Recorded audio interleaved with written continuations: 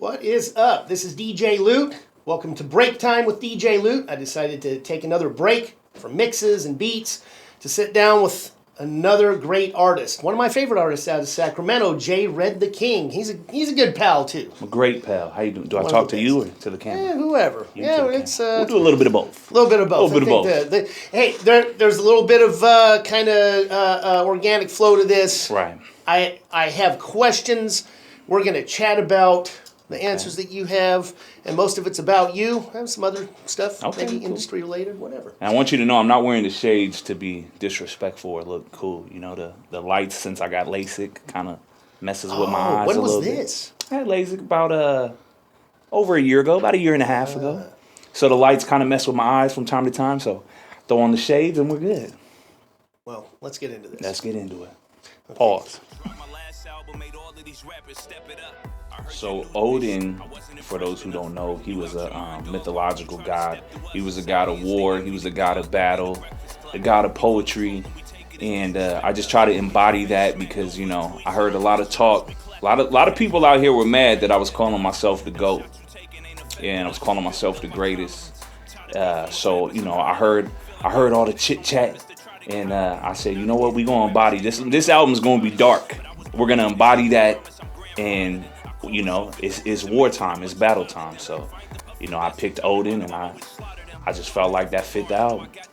And from start to finish, you start off with, found a guy narrating like a little anecdote about Odin. That's what sets the whole thing up. And it ends with it. Exactly. Great album. Thank For you. folks that don't know JREDtheKIng, you, to me, and you've seen me post this, lyrically, conceptually, I think you're that guy. Out of Sac right now. There are a few other amazing artists, and you have them as collaborators on your music. Absolutely. So I think, who's the next guy to blow? Hopefully. And the Odin album is a great vehicle for that. I think so, and I think I'm getting a lot of love on this album as well. I think people are starting to pay attention, which, you know, that's all I really wanted. I just want people to pay attention because, you know, even though this album was like war-based, I don't want like that to be who I am. You know, I just really want to bring lyrics and art back to the music.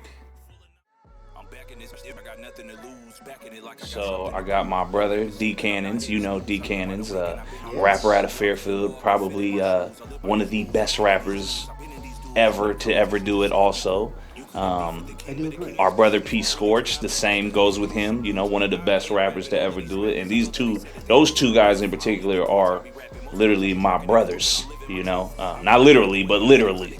Those are my brothers. So, it's the family you choose. Absolutely. Like I had to get them on the track on the album. I also got a feature from T.A. Green. Who T.A.'s going crazy. He's phenomenal. He's been phenomenal. T.A. I think is probably the most underrated rapper in the city as well. T.I. is crazy.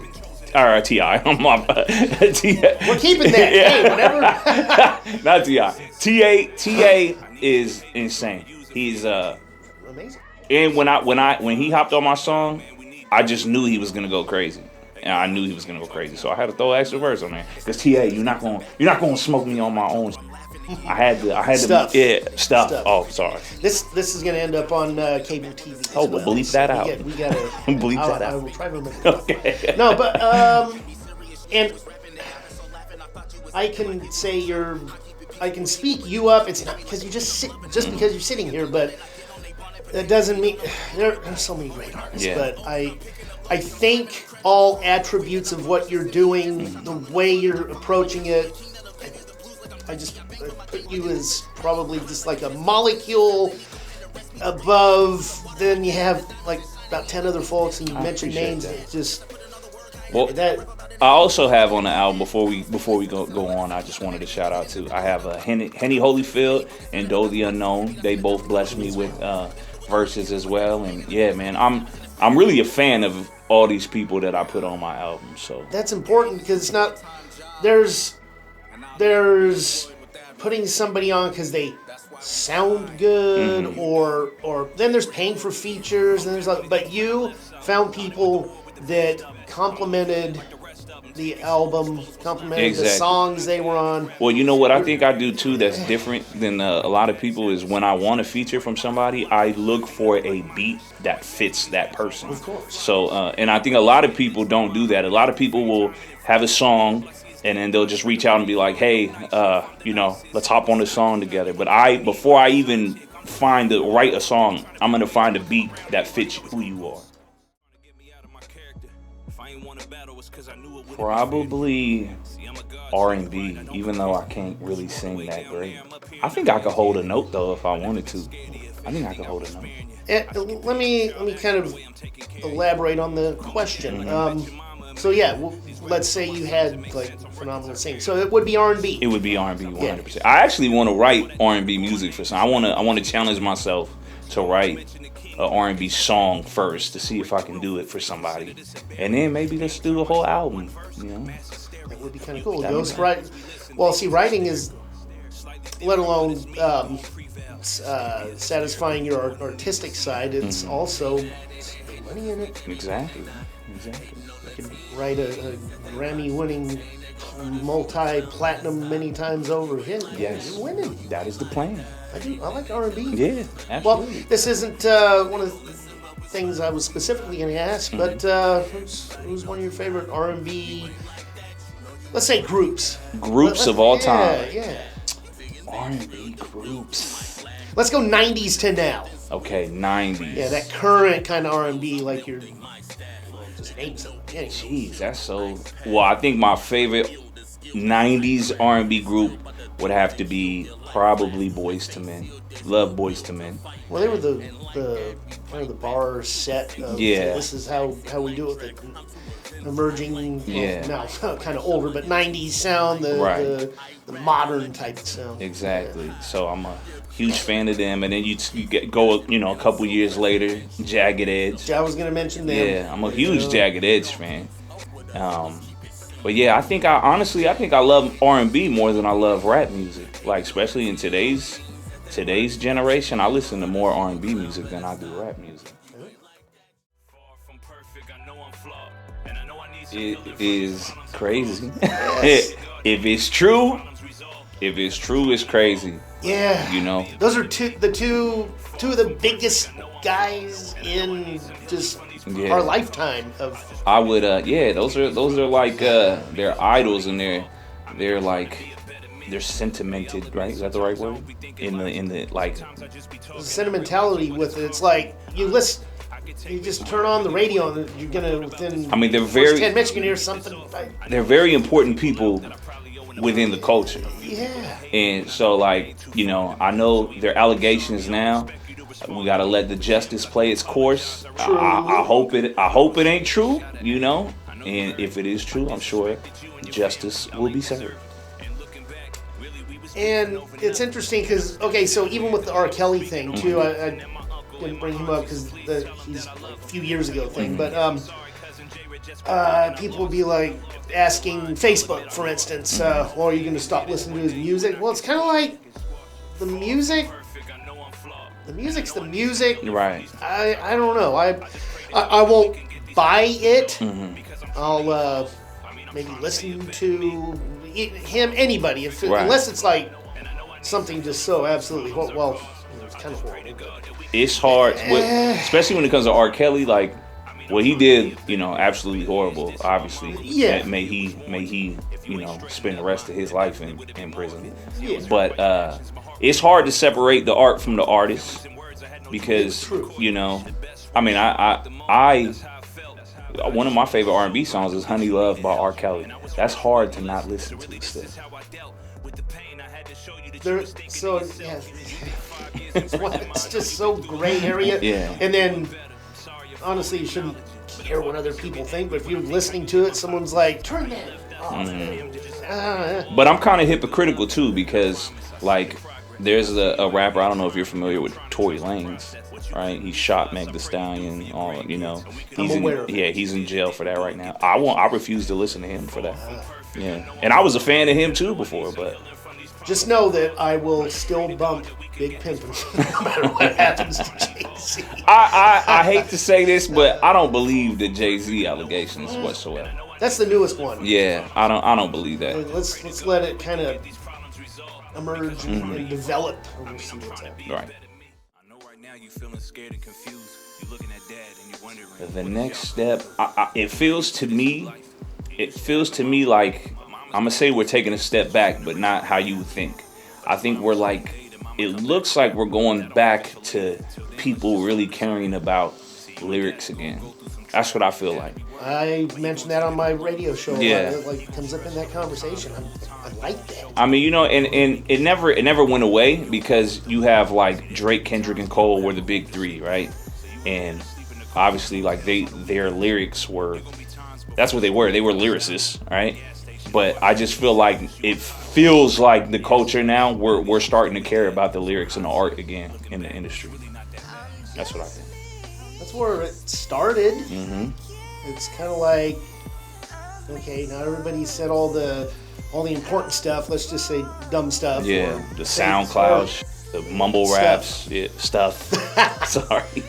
No worries. I'll edit it. Okay. And then let's come full circle.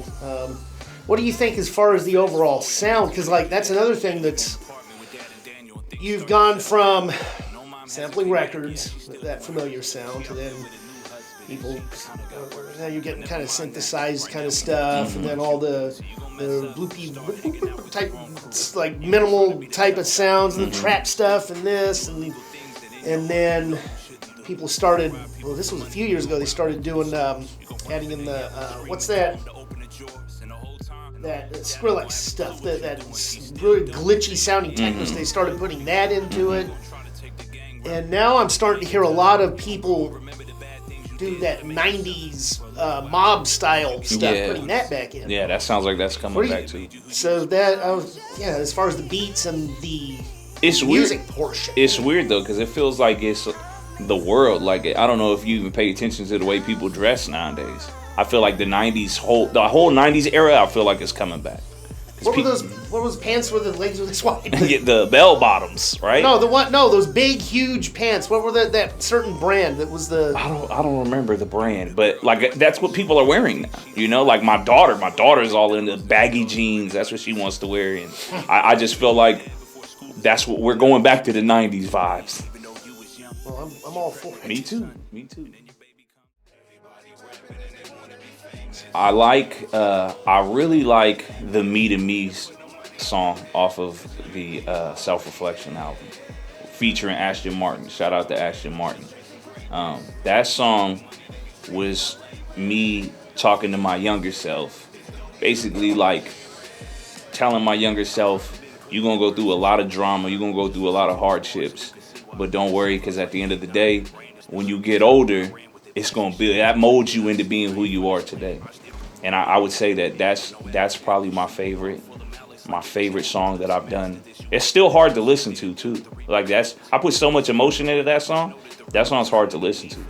And then the next one I would say is the song about my dad.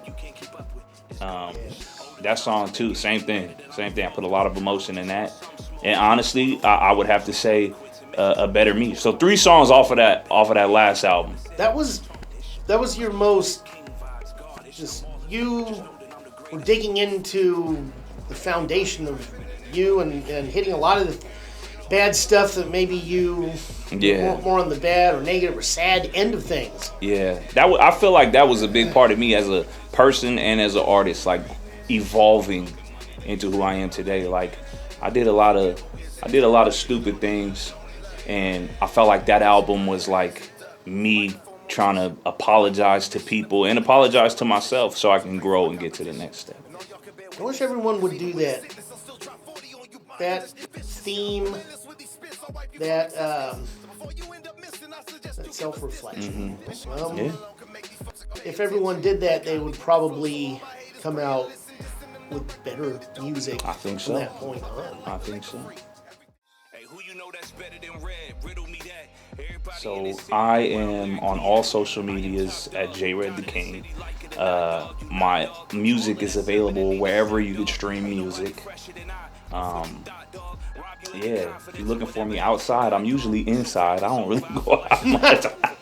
But yeah, you can find me. I'm on the social medias and everywhere, so that's where I'll be at.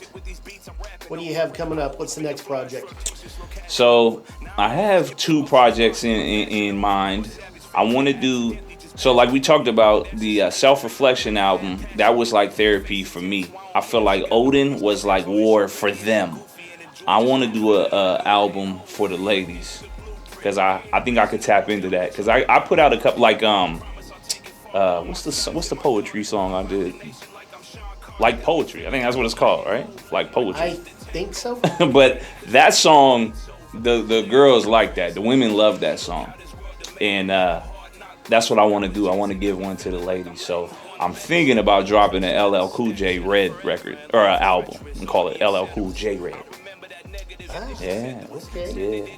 Oh, and one other thing. Yesterday, the new Snoop album dropped. Did you happen to check I've that only out? heard a couple of songs off of it, but it's sounding real good. Shout out to Snoop. I did a breeze through just to kind of catch a feel for just the direction of. And it's interesting because it's Snoop. For even months ago, it's like, oh, Snoop and Dre, and I thought Dre was going to be on it, but I didn't hear him anywhere. Again, I did a breeze through because I was working and had a few minutes, but produced by, so it's just, you go there and it says Snoop Dogg, maybe what other feature, Method Man, and then Dr. Dre on all the tracks. Yeah. I didn't hear his voice. Whatever. Anyway. No, but I'm gonna check it out. I gotta deep dive into that still. But shout out to Snoop and Dre for sure. Yeah. It's been great having you on. This is episode number 2 of Break Time with DJ Luke. Thank you, pal. And I want to say, you're one of my very good friends here. Great man. We've known each other since I was 18? I think 18. Yeah, so you watch me grow. 18, you're 18 and a half now.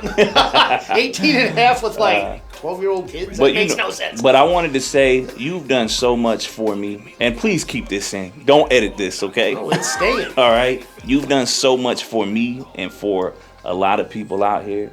And I appreciate you. I want to say I appreciate you more than any other artist out here. Well, you might have 2 that I'm thinking of you might have 2 that I'm thinking of that might appreciate you more than I do. Because you do a lot for them. But you do so much for me, and, whether it's besides mixing and mastering my stuff, like you upload my stuff for me, and you always take care of me, man. So I really do appreciate you, and I thank you, for real. Thank you, sir. Thank you. Until the next episode, don't know who it is. I reached out to like a bunch of folks and got a few more lined up, and I upload them as soon as they're done and edited. I don't pre-promo. It's just going to pop up, and we'll start sharing that thing. I like it. All right. All right. Backwards to make this more relatable. I'm better and motivated. The rest of y'all lackadaisical. The rest of y'all lackadaisical. The rest of y'all lackadaisical.